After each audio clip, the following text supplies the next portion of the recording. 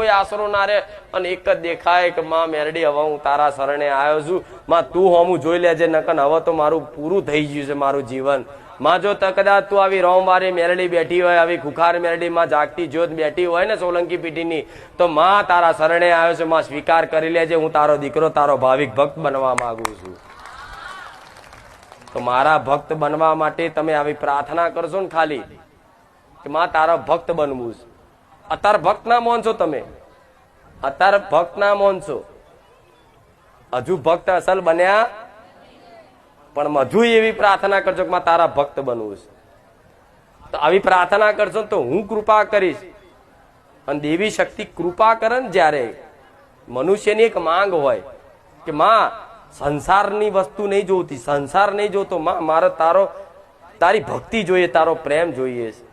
આ માંગ કરે ને ત્યારે દેવી શક્તિ કૃપા કરે કે જા ત્યાં જ મને માતાને માગી છે, મારી ભક્તિ માગી છે, મારો પ્રેમ માગ્યો છે ને, તો લે હું એવા આશીર્વાદ આલું છું તું મારી ભક્તિ કરી શકે.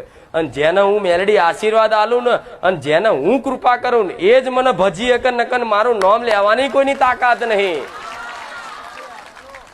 મારું નામે એમને એમ મોઢે ના આવે. આ શું ખોટું? આજે રોમનું નામે એક વખત લેવાતું હોય તો કઈક ની કઈક વાતે ભગવાનની કૃપા તમારી પર છે. અત્યાર સુધી તમે જે માતાજી ભગવાનને માનતા હતા એની કૃપા તમારી પર છે. અત્યાર સુધી તમે જોજો પૂનમો ભરી, જોજો ધામે 4 ધામની યાત્રાઓ કરીએ છીએ અને દર્શન કર્યા છે, એના ફળ સ્વરૂપ કદાચ મારું ધામ મળ્યું હશે, શી ખબર? આ શું ખોટું? નકર મારા જેવી માતા હું કઈ નહીં બતાવતી, પણ દુર્લભ વસ્તુ છે, આ ના મળે. આવા સંસારમાં આવી સત્યની ઓળખ ના થાય એટલી દ્રષ્ટિ હોતી નથી. એટલું મન તમારું ચંચલ છે કે આ આંખોથી